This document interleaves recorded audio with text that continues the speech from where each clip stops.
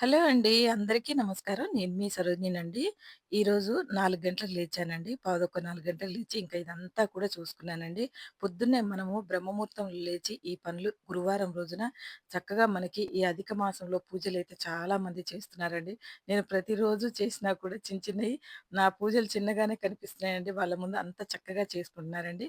ఇలా నేను వాకిట్లో ముగ్గేసుకొని చక్కగా కొద్దిగా అలంకరించుకున్నానండి. ఎందుకంటే రంగోలి కూడా అయిపోయిందండి.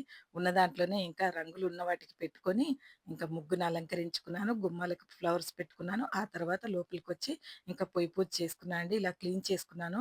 నిన్న నైటు క్లీన్ చేయకుండానే పడుకున్నానండి. ప్రిపరేషన్ చేశాను. కానీ అంతవరకు అవ్వలేదండి నైటు.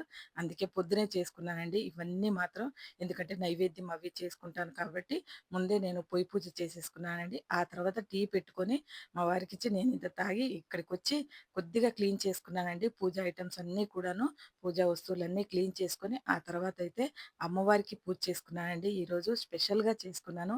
అమ్మవారికైతే విరజాజి పూలు నిండుగా ఉన్నాయండి. అందుకే నాకు అమ్మవారికి స్పెషల్‌గా పూజ చేసుకోవాలి.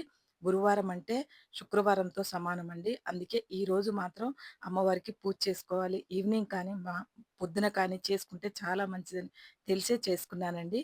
ఎందుకనంటే ప్రతిసారి నేను అమ్మవారి పూజ పెడుతూనే ఉంటానండి. కొంచెం లేట్ అయింది వీడియో పెట్టేటప్పటికి. ఎందుకంటే ఎండలు బాగా ఉన్నాయండి. దానివల్లైతే అస్సలవ్వటం లేదండి వీడియోలు పెట్టడానికి. పెట్టిన వరకైనా కూడా మీకు నచ్చితే మాత్రం లైక్ చేయకుండా పోకూడదండి. ఎవరైనా కూడా. ఎందుకనంటే ఇంత కష్టపడి చేసినప్పుడు ఒక్క లైకు, ఒక్క కామెంటు ఉంటుందండి.